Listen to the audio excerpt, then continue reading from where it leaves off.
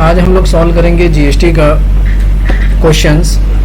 अभी तक हम लोग पार्ट 1, पार्ट 2, पार्ट 3, पार्ट 4 में जीएसटी का थ्योरी पढ़े थे, जीएसटी का लॉ पढ़े थे, जीएसटी के रूल्स पढ़े थे। लेकिन आज हम लोग ये सीखेंगे कि टैली में कैसे जीएसटी के साथ क्वेश्चन सॉल्व किया जाएगा।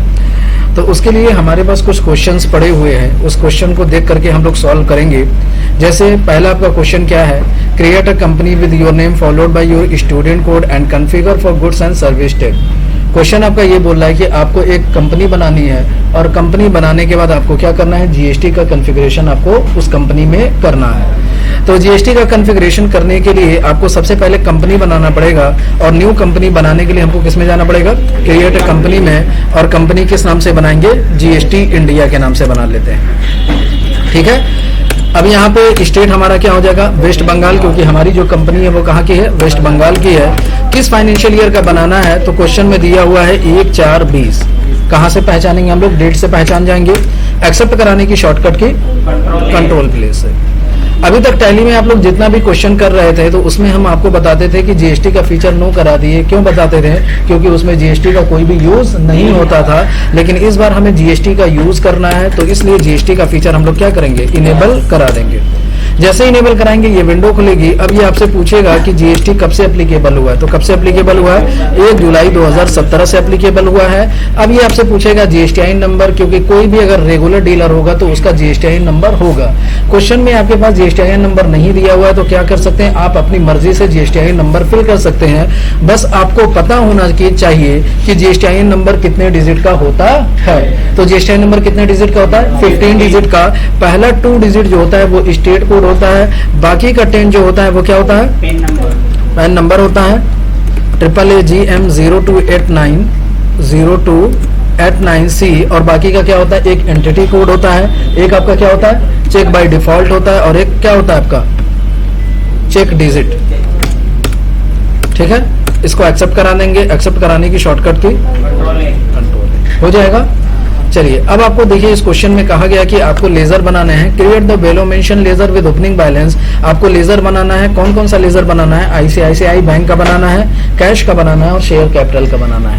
तो लेजर बनाने के लिए आपको कहाँ जाना पड़ेगा, चार्ट ऑफ अकाउंट में, लेजर में। और मल्टी एल्टर की शॉर्टकट की क्या होती है, Alt+H। क्या करेंगे, मल्टी एल्टर और ऑल आइटम। कैश कितना दिया हुआ था, 65,000, यहाँ पे फिल कर देंगे। नेक्स्ट प्रॉफिट एंड लॉस नहीं दिया है तो आगे बढ़ेंगे। नेक्स्ट हमारा लेजर था आईसीआईसीआई बैंक।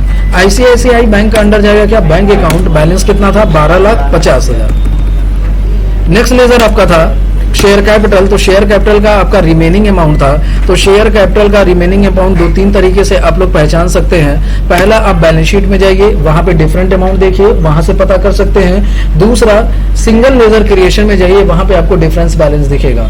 और तीसरा आपका ये होगा कि अगर आपको पता है कि ये 12,50,000 आपका लायबिलिटी एसेट्स होता है और 65,000 भी आपका एसेट्स होता है, तो दोनों जोड़ेंगे तो आपका कैपिटल का रिमेनिंग बैलेंस निकल जाएगा।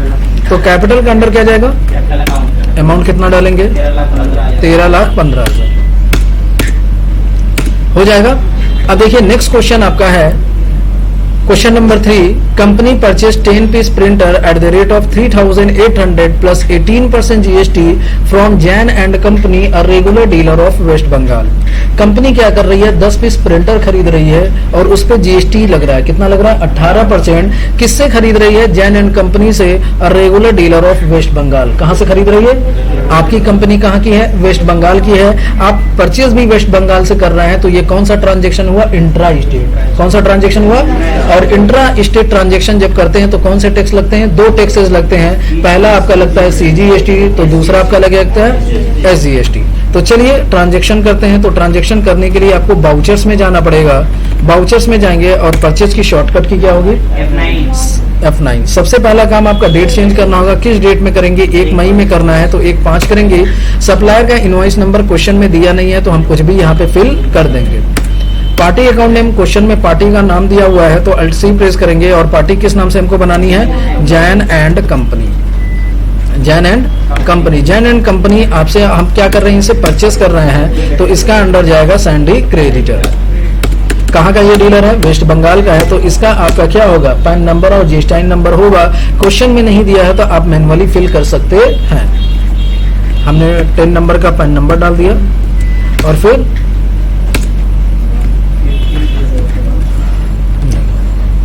5 alphabet, 4 numeric, 1 alphabet. GSTIN number डाल देते हैं। जीएसटीआईएन नंबर भी आप यहाँ पे फिल कर लेंगे।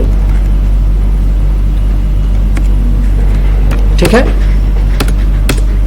क्वेश्चन में जीएसटीआईएन नंबर आपका गलत बताएगा, लेकिन हम एजुकेशनल मोड पे यूज कर रहे हैं तो ज्यादा हमको इस पे ध्यान देने की जरूरत नहीं है। अगर आप एग्जाम देंगे तो एग्जाम में ओरिजिनल आपको जीएसटीआईएन नंबर मिल जाएगा। अब यहाँ पे देखिए किसका लेजर पूछा है, परचेज का लेजर। तो यहाँ पे किसका लेजर बनेगा, परचेज का।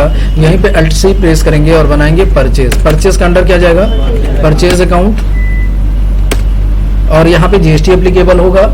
अब ये आपसे पूछेगा क्या रेट डिफाइन करना है, तो याद रखिएगा परचेज के लेजर में रेट डिफाइन नहीं किया जाता है। जो जीएसटी का रेट डिफाइन किया जाता है वो सिर्फ और सिर्फ आइटम्स पे किया जाता है। तो यहाँ पे इस फीचर को हम क्या करेंगे, नो रखेंगे। और यहाँ आपसे पूछेगा टाइप ऑफ सप्लाई, यानी आप क्या खरीद रहे हैं, गुड्स खरीद रहे हैं कि सर्विस। तो यहाँ पे क्या सिलेक्ट करेंगे, गुड्स। अब ये आपसे पूछेगा क्या खरीद रहे हैं, तो हम लोग क्या खरीद रहे हैं, प्रिंटर। यहाँ पे अल्ट सी प्रेस करेंगे और बनाएंगे क्या, प्रिंटर। प्रिंटर आपका अंडर क्या जाएगा, पीसेस, सॉरी अंडर क्या जाएगा, प्राइमरी। यूनिट आपका क्या जाएगा, पीसेस। तो अल्ट सी प्रेस करेंगे और पीसेस के नाम से बना लेंगे। अब यहाँ पे पूछेगा यूनिट क्वांटिटी कोड, तो अगर आप पीसेस से यूनिट बना रहे हैं तो यहाँ पे भी आप क्या सिलेक्ट करेंगे, पीसेस ही सिलेक्ट करेंगे। ये हो जाएगा।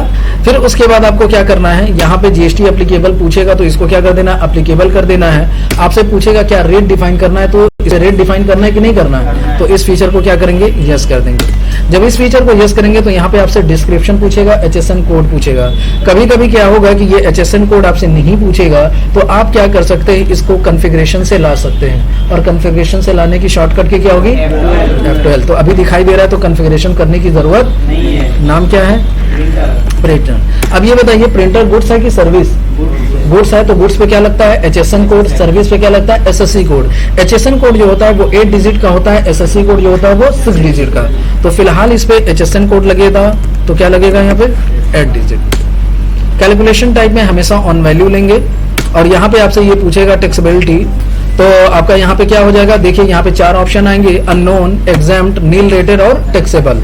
तो यहाँ पे टैक्सेबल में अगर आप टैक्स दे रहे हैं तो टैक्स लग रहा है तो क्या लेंगे, टैक्सेबल।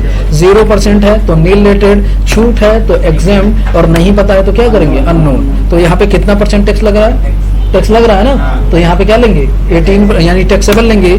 कितना % टैक्स लग रहा है, तो जैसे ही 18 आप इंटीग्रेटेड में डालेंगे ऑटोमेटिक आपका सेंट्रल और स्टेट आ जाएगा। अगर आपके टैली में ये ऑल यानी ऑल टैक्सेस आपका नहीं दिखाई दे रहा है, सेंट्रल टैक्स, स्टेट टैक्स नहीं दिखाई दे रहा है, तो उसके लिए भी आप क्या कर सकते हैं, कॉन्फ़िगरेशन कर सकते हैं। और कॉन्फ़िगरेशन करने की शॉर्टकट की तो दिख रहा है, तो कॉन्फ़िगरेशन करने की जरूरत नहीं है। गुड्स है कि सर्विसेज। अब यहाँ पे पूछेगा कितना पीस, 10 पीस। रेट क्या है इसका, तो क्वेश्चन में देख सकते हैं कितना है, 3800। तो यहाँ पे फिल करेंगे क्या, 3800।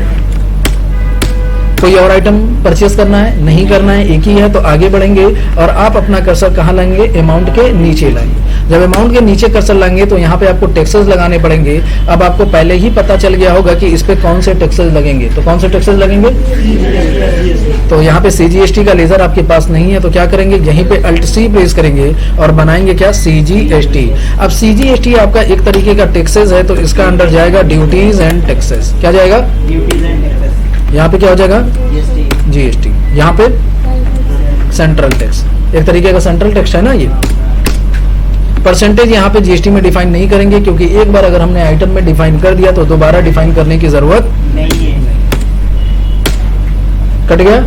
चलिए अब उसके बाद कौन सा टैक्स लगेगा, एसजीएसटी। एसजीएसटी आपके पास नहीं है, तो यहाँ पे अगेन अल्ट सी प्रेस करिए और एसजीएसटी का एक लेजर बनाइए।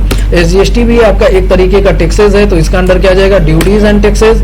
यहाँ पे क्या हो जाएगा, जीएसटी, और यहाँ पे क्या हो जाएगा, स्टेट टैक्स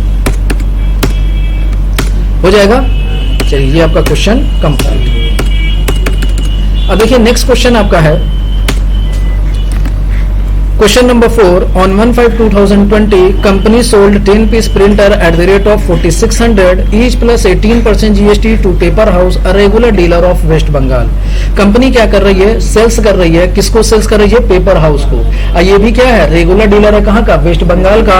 तो वेस्ट बंगाल में ही अगर हम सेल कर रहे हैं तो कौन सा ट्रांजेक्शन हुआ? Intra state. और इंट्रा स्टेट में कितने टैक्स लगेंगे? कौन कौन सा? CGST और SGST. तो सेल्स में अगर एंट्री करनी है तो शॉर्टकट की क्या होगी? F8. सबसे पहला काम डेट 1 मई को ही करना है तो डेट चेंज करने की जरूरत नहीं है. यहाँ पे पूछेगा पार्टी अकाउंट नेम. पार्टी का नाम क्या है? Paper house. पेपर हाउस के नाम से आपके पास लेजर नहीं है तो यहीं पे Alt C प्रेस करेंगे और बनाएंगे क्या? Paper house.